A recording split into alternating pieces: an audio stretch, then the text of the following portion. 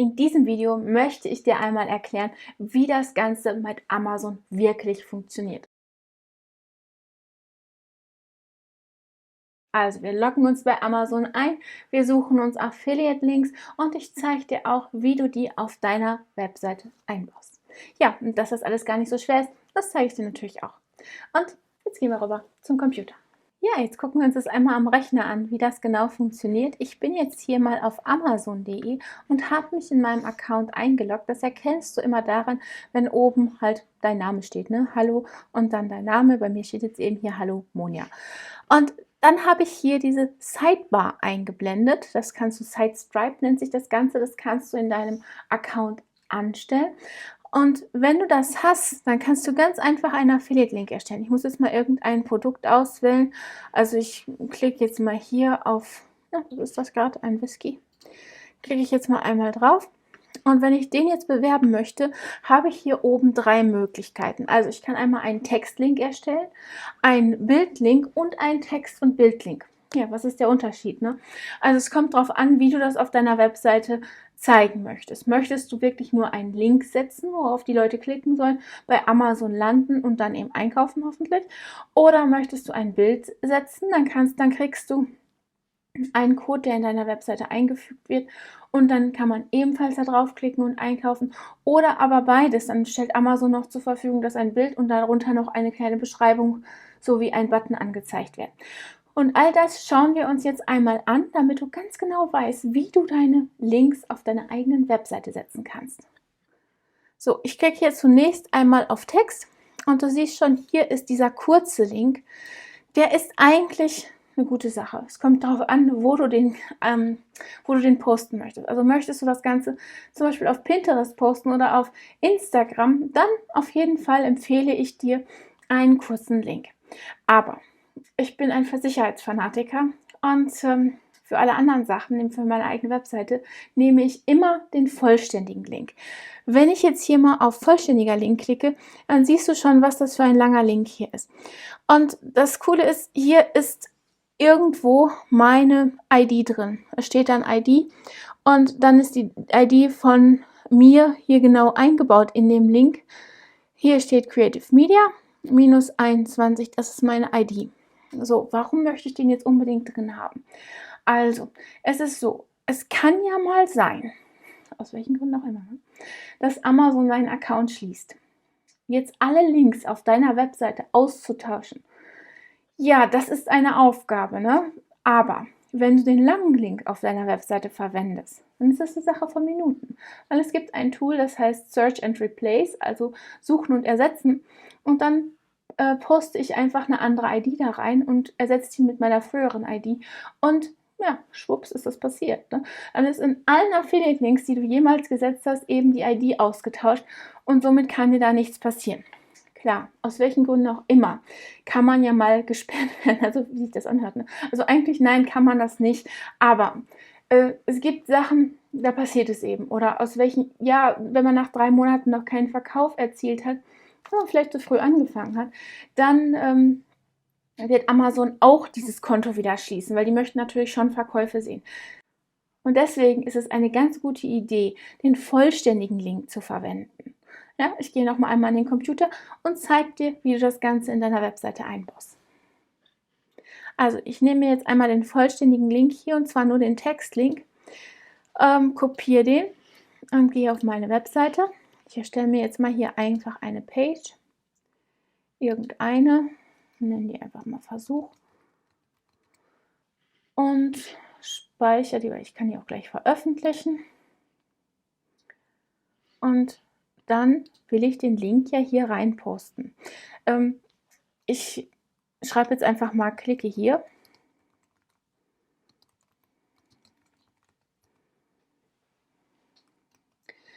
Und den Link zu setzen, dafür markiere ich einfach das, was ich als Link umwandeln möchte und klicke hier unter Insert Edit, ja, und dann erlaubt er mir gleich, den Link da rein zu platzieren. Den langen Link kopiere ich jetzt einfach da rein.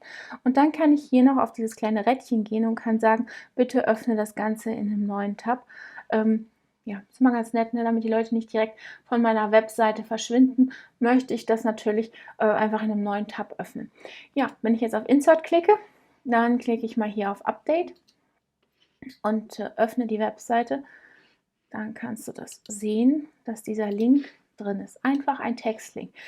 Hier ist der Link und wenn ich jetzt hier draufklicke, gelange ich in einem neuen Tab zu Amazon auf das ausgewählte Produkt. Ja, jetzt mache ich das nochmal zu und jetzt hätte ich aber gerne ein Bild dabei. Ne? Also nochmal zurück zu Amazon und dann klicke ich hier nicht auf Text, sondern auf Bild und ich kann mir jetzt noch aussuchen, ob ich ein kleines, mittelgroßes oder großes Bild haben möchte.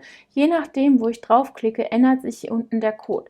Das ist für dich jetzt erstmal nicht so fürchterlich interessant. Ich nehme jetzt einfach mal mittelgroß und kopiere mir den Code wieder. Die Hauptfrage ist für dich natürlich, wo muss das jetzt rein? Ne? Ich muss das hier wechseln. Also ich muss hier in den HTML-Editor wechseln. Bevor du jetzt denkst, oh Gott, das ist gar nichts für mich. Es ist gar nicht schwierig. Ne? Also wir klicken einfach hier auf den Text-Button und dann setze ich jetzt mal da, wo ich das Bild haben möchte. Ich möchte es jetzt ganz vorne haben. Setze ich mal einfach meinen Code ein und switch wieder rüber zu Visual. Und du siehst schon, ich habe dann hier mein Bild drin. Jetzt mache ich nochmal Return. Und dann siehst du, dass jetzt beides drin ist, nämlich sowohl das Bild als auch der Link. Und wenn ich jetzt im Code einmal nachgucke, dann kannst du das hier genau nachvollziehen. Also einmal ist hier der Code für das Bild drin. Da ist ebenfalls meine ID eingebaut. Und dann ist hier unten noch der Textlink drin. Ich switche jetzt mal wieder rüber.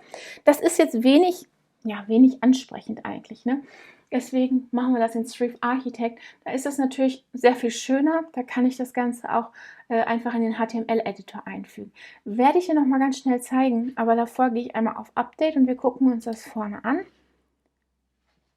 Ja, wer nicht so bewandert ist im HTML, dem empfehle ich immer, so etwas zu nehmen wie Stripe Architect. Es gibt natürlich noch andere Editor-Programme, aber ich finde das schon recht gut.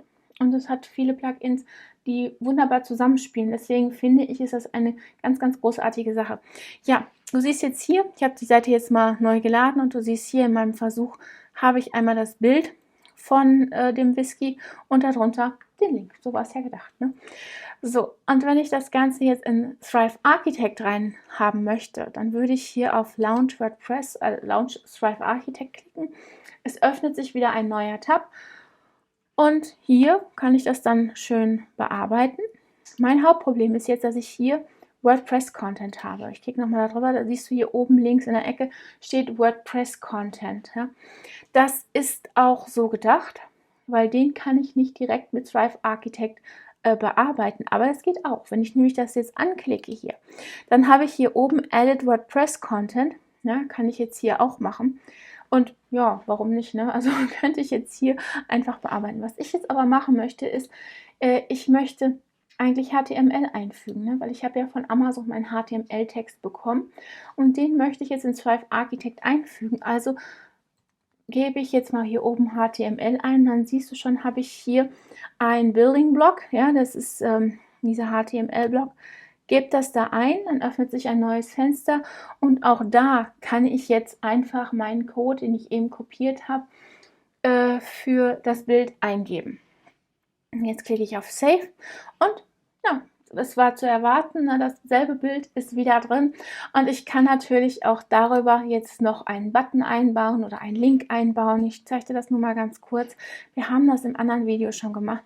Jetzt kann ich den Link hier, damit auch gar kein Zweifel aufkommt, wer diesen Affiliate-Verkauf bekommt, kann ich nochmal mit meinem Textlink, natürlich wieder mit einem vollständigen Link versehen. Und dann switche ich nochmal hier rüber. Wo ist er? Da. Und ja, verlinkt das wieder auf meinen Account. Jo. Klicke ich auf Save und jetzt schauen wir uns mal die Seite live an. Einmal updaten und du siehst schon, da oben ist das, was ich gerade mit Stripe Architect gemacht habe, zusammen mit dem Button und hier unten der Code, den ich direkt von Amazon geholt und eingegeben habe. Es funktioniert beides, es hat beides seine Daseinsberechtigung, es ist beides völlig in Ordnung und das Ergebnis ist auch komplett dasselbe. Ich finde nur, dass es in Thrive Architect, gerade wenn man im HTML nicht so fürchterlich bewandert ist, sehr viel einfacher ist, ansprechende Texte zu gestalten und ja, vielleicht noch eine Animation einzubauen. Ne? Unterm Strich geht es ja immer darum, man möchte, dass der Kunde diesen Call to Action ausführt. Ja, und das kann ich damit natürlich sehr viel angenehmer erreichen. Schauen wir uns noch die dritte Möglichkeit an. Da gehen wir einmal hier oben nochmal hin. Wir haben Text und Bild und hier siehst du schon, wie das aussehen soll. Ja, das ist das kleine Bild. Amazon wird darauf hingewiesen, was nicht immer schlecht ist, weil Amazon hat natürlich eine sehr große Glaubwürdigkeit. Ja? Und wenn da schon steht, ja, hier der nächste Klick, da landest du bei Amazon, dann weiß der Kunde schon, ach ja, okay, bei Amazon, da kann mir nichts passieren. Ne? Die wissen, wenn ich da was kaufe, dann ist das absolut sicher. Also kann nie schlecht sein, mit so einem Anbieter zusammenzuarbeiten. Ja, auch hier geht es wieder darum, ich kann hier noch auswählen, Rahmen einblenden oder nicht. Und ich kann auch noch auswählen, Link in neuer Registerkarte öffnen oder nicht. Habe ich dir ja gerade schon gezeigt, mache ich immer. Und dann kann ich passend dazu meinen Code kopieren. Und diesen würde ich jetzt entweder wieder in Thrive Architect über diesen Bilder-Button mit für WordPress oder eben direkt hier in mein WordPress eingeben und ja, kann das dann da bearbeiten. Ich mache es nochmal eben. Ich nehme mir jetzt nochmal hier Edit with Thrive Architect das Ganze und gebe das dann einfach nochmal in diesen HTML-Bilder ein. Also hier oben suche ich wieder nach HTML. Gebe nochmal das hier drüber ein und gebe meinen Code hier ein und was passiert, genau das, was zu erwarten war. Auf der linken Seite siehst du nun das Bild zusammen mit dem Text von Amazon, auch dem Preis und zwar auch immer dem aktuellen Preis. Das heißt, wenn sich dieser mal ändert, auf deiner Webseite wird es immer sofort eingezeigt, weil das Ganze sich natürlich synchronisiert. Eigentlich sehr angenehm, aber der Kunde entscheidet dann schon vorher, ob er klickt oder nicht. Deswegen würde ich hier genau überlegen, ob ich unbedingt den Preis anzeigen würde, weil, naja, wenn ich hier eine Flasche Whisky sehe für 31,99 und ich habe gar nicht vor, so viel auszugeben, dann klicke ich vielleicht nicht drauf und kaufe den Rest, den ich eigentlich auch kaufen wollte, später. Und du hast damit deine Chance vertan, dass der Kunde da draufklickt und innerhalb von 24 Stunden etwas kauft. Es ist wirklich nicht unethisch, den Preis nicht zu sagen, weil es kann jeder mit einem Klick nachgucken. Ja? Okay, ich speichere hier unten einmal und hier mache ich das auch nochmal. Ist irgendwie so mehr Gewohnheit, weil ich glaube, das braucht man gar nicht. Und dann klicke ich hier nochmal auf den Link und jetzt siehst du die 3 Versionen. Ja, also einmal hier oben die Version mit dem Button und Amazon.de und Text und dem Preis, dann nur das Bild mit dem Link und hier unten das Bild mit dem selbst erstellten Link.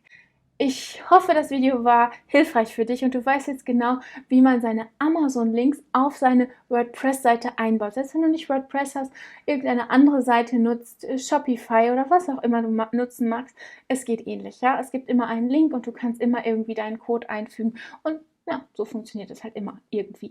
Ja, und wenn dem so da, dann freue ich mich natürlich, wenn du mir einen Daumen nach oben gibst, die kleine Glocke anklickst, damit du benachrichtigt wirst, wann immer wir ein neues Video posten und klick auf den Like-Button. Und dann hoffe ich, dich im nächsten Video wieder begrüßen zu dürfen. Bis dahin, tschüss!